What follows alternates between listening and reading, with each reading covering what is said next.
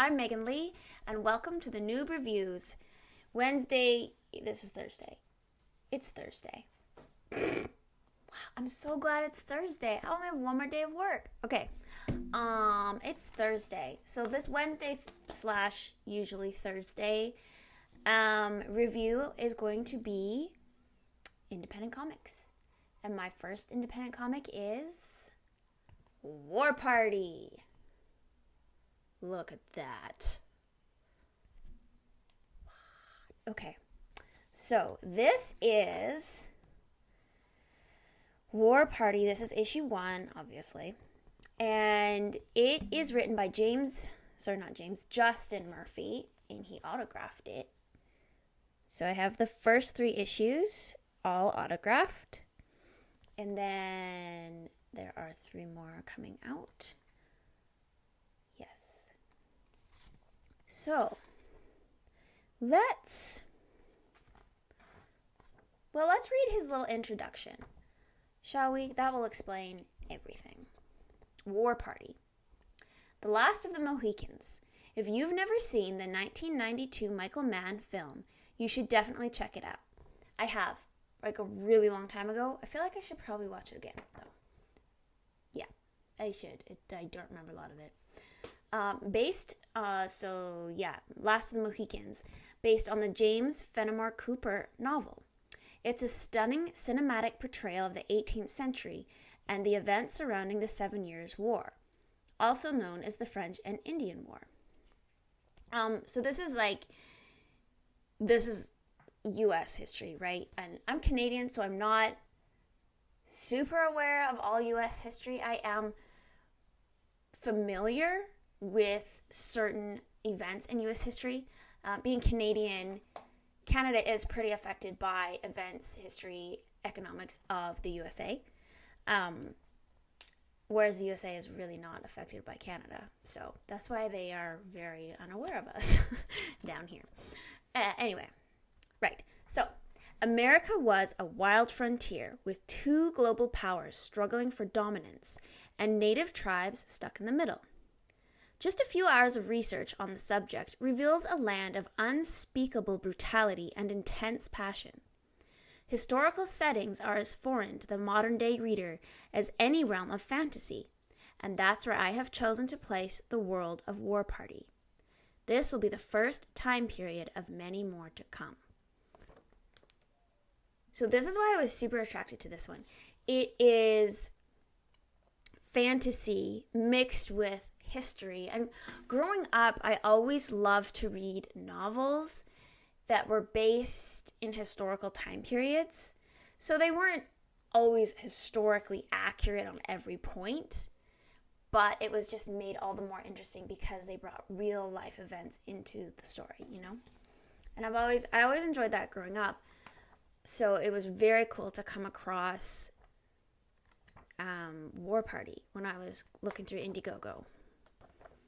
Or did somebody recommend this? I don't know. I'm on there and I've got a huge wish list now. I'm pretty sure this may have been recommended. Anyways, he's going to come out with a lot more time period based comic book series, which is super awesome. Okay. When studying tribal culture in both Europe and America, I was fascinated that both had a history of man-beast transformations in their mythology. Warriors would don the pelts of animals, believing the power of the beast would help them in battle. Some even believed they transformed into the animal itself. So what if they could? What if history and fantasy merged? Asking what if can be a great starting point for a story, and that's where this book finds you, at the starting point. I hope you enjoy the adventure. And that was Justin Murphy from Jacksonville, Florida, who is the writer. Now, I was looking to see... Okay, here it is, yes. So, story, pencils, inks, and letters are by Justin Murphy, and the colors are by Jay Brown. Yeah. And it starts out it's very intense. Very intense. Immediately, boom. smack dab in some really intense sort of situations here. So this is the Ohio frontier in 1756. The 7 Years' War between Britain and France has engulfed the Americas. Native tribes cast their lots with both sides, and today the Shawnee and French seek reprisals. After British General Braddock's defeat at Monongahela, I just butchered that, I'm pretty sure. Attacks on colonial settlements erupt all across the defenseless frontier. Men, women, children, animals. No one is spared. No one. So we have, basically, the men have gone off to war and they have left the women and children on their farms, on their property in the wilderness, basically taking care of everything while they go off and fight a war. So all these little settlements are being attacked while the men are off also fighting battles. And we have, it's just like super brutal, like really quite brutal. They were not afraid to show the brutality in this at all. Not at all. Yikes. It's just like horrific. I don't even want to show that page. Okay. So we have a mother and daughter who escape into the woods. And the mother has the little girl go on. And the mother actually doesn't make it. But her little girl does. And then we skip ahead. And we have some of the settlers fighting in the woods. How did they even see? Like, honestly, you're just shooting blind, right? Like, they have no scopes. They have no night vision. They're just, you hear a sound and you shoot at it. That's all you do. So we come across, as they're fighting, somebody has a moment. What's his face? James. James has this strange moment where he sees a wolf. There's a skeeter and it's gonna eat me. Nope, don't eat me. I don't know where I went. You better be. Nope, there it is again. Ha! You're dead. Okay, sorry. James, he's like having a vision of a wolf. A huge, huge wolf. Now I just feel like I have mosquitoes all over me. Ah, I'm okay. That's kind of cool. The glowing eyes. There is just a mosquito. I give up. Yeah. So he's having a vision, and this vision makes him realize that something horrible is happening back home. So he and his brothers actually leave. So they desert. Basically, that's desertion, right? And they go back to their settlement. And while they're doing that, the little girl is climbing into this tree. And she's almost safe. But she drops her doll. And the Indian finds her. He captures her. And they're going to sell her as a slave to the French. Yes, they're going to sell her as a slave to the French. And her dad comes back, James, to find her. And this is it.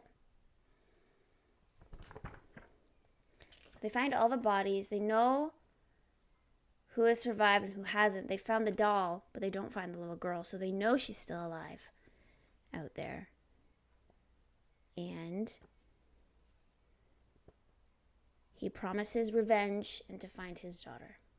That is one intense looking man right there. For sure. Then we have a nice little epilogue in where we meet this character on the front. So, Her name is Diane. I don't know what they would call her. Like, she sees visions and she does magic. She walks around and she's really beautiful. I want my hair to get this long. Although I will wear pants. I'm just saying. But anyway, her hair is beautiful. Super jelly. I'm never dyeing my hair again. Ruins it. So we get to meet her, and we find that she has connections to James. So she has some weird connection to the visions of the wolf that he sees. And I don't know if she conjures those visions. I'm not really sure. But, I mean, she's right here in front of this wolf skin with the head, right? So she's doing something. She's got this connection with James, so they know each other. And they are going to go out, she and her father, and bring James here. She says, "The beast within has awakened once more. He will return, and he will not be alone." And her father says, "Then we will prepare. You must find him and bring him here." That's not the only animal head she has. I just realized there is a basket here with the head of a crocodile. There's going to be so many more man-beast creatures. Oh, I'm so excited. Yeah.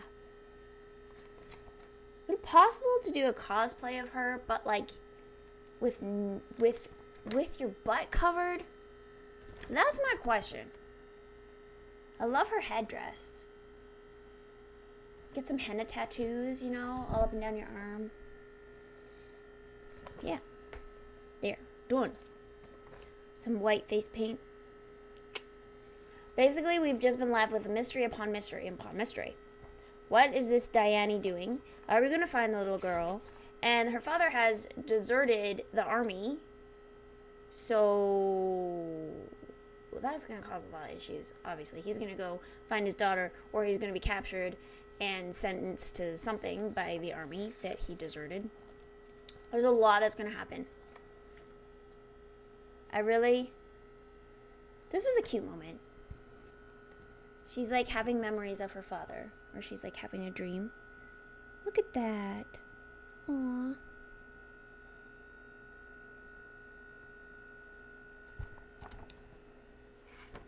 He's a really great artist. He's super talented.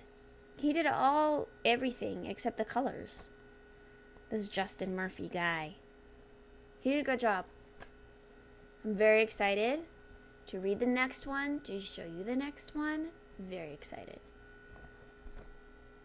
Learn more about Diane and James and their connection to each other. Yeah. Oh, I'm still getting eaten. It's fine. Everything's fine. So yes, next Wednesday, Thursday, we are going to look at issue 2. She conjures the wolf. Or he does. I don't know. Something happens. Also, there's this dude. Ooh, he looks intimidating. Things are about to get crazy. I'm very excited about this series. The third one doesn't come out, or the fourth one doesn't come out till some late summer, early fall. Or, oh my gosh, Megan, get it together. Get it together, man. Oh, I didn't save it. My bad. Megan. Oh, no, there it is. Okay, September. There's an issue, War Party issue 0. So it's like going to be, yeah, this is it. War Party issue 0, they're calling it. So they have 1, 2, and 3 out, and then they're going to do issue 0 in September. That's an interesting way. Let's go back in time, right? And then we have, yes, issue 0. Freaking mosquitoes. issue 0 and issue 4 in September. Issues 5 and 6 are not out until March next year. It's okay. I have some other independent comics coming. That's so sad. I just pressed something on my computer. Well, y'all, I'll have this issue, and then we'll have issue 2 next week, and then we'll have issue 3 the following, and then we have to wait until September. But I got Charlie Chaplin, I got Rippas, there's stuff coming. Don't worry. It'll be fantastic. Okay, do you want to see what else I got today in the mail? Haha.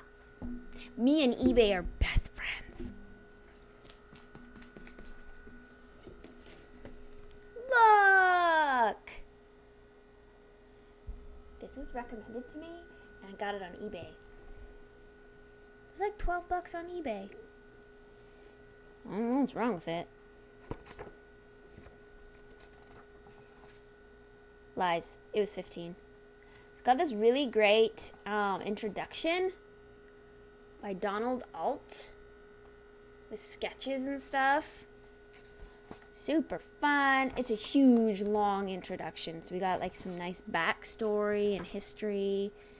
And so this is Lost in the Andes, The Golden Christmas Tree, Race to the South Seas, and Voodoo Hoodoo. Look at this. Wow.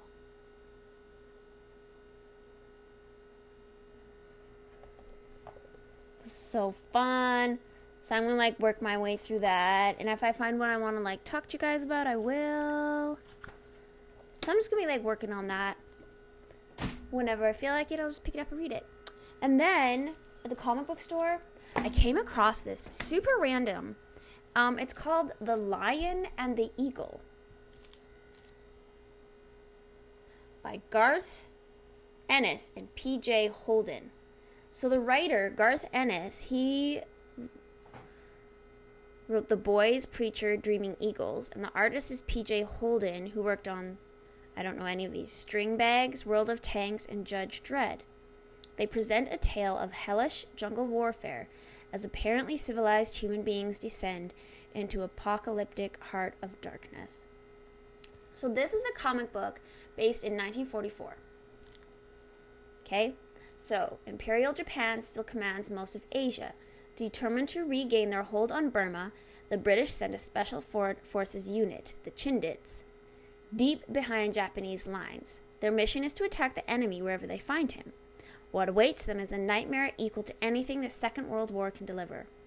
Colonel Keith Crosby and Dr. Alistair Whittemore have old scores to settle, being veterans of the long retreat through Burma 2 years before.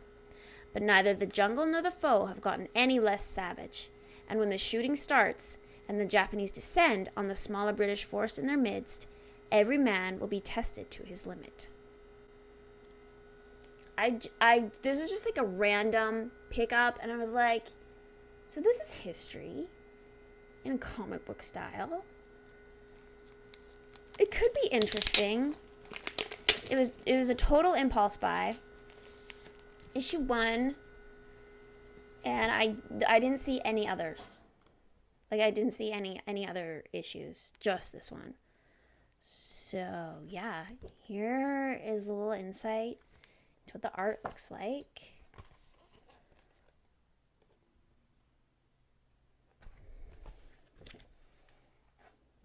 Yeah. It'll be interesting. It's pretty simple art in a way. Yeah, I don't know what I'm going to think of this, but I really wanted to try. Very much an impulse buy. But we'll just see what happens. Yeah. That could be interesting, right? So those were 2 things new that came in.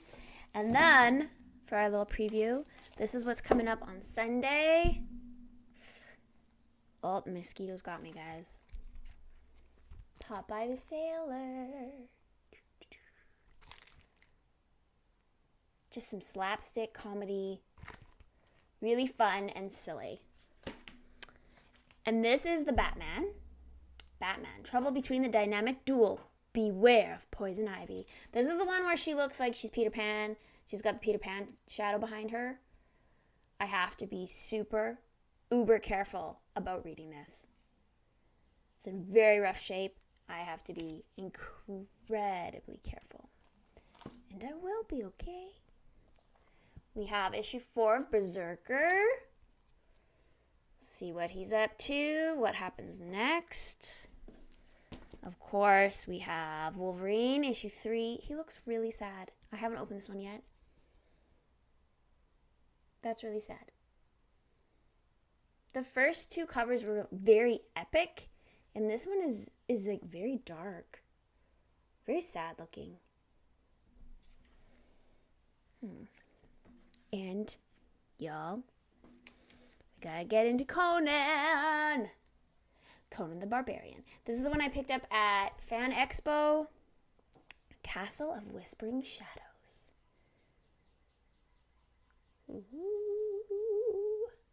We have this vampire creature girl. Creepy.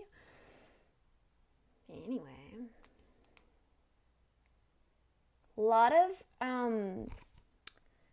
adventures, a lot of toxic masculinity, lots of toxic masculinity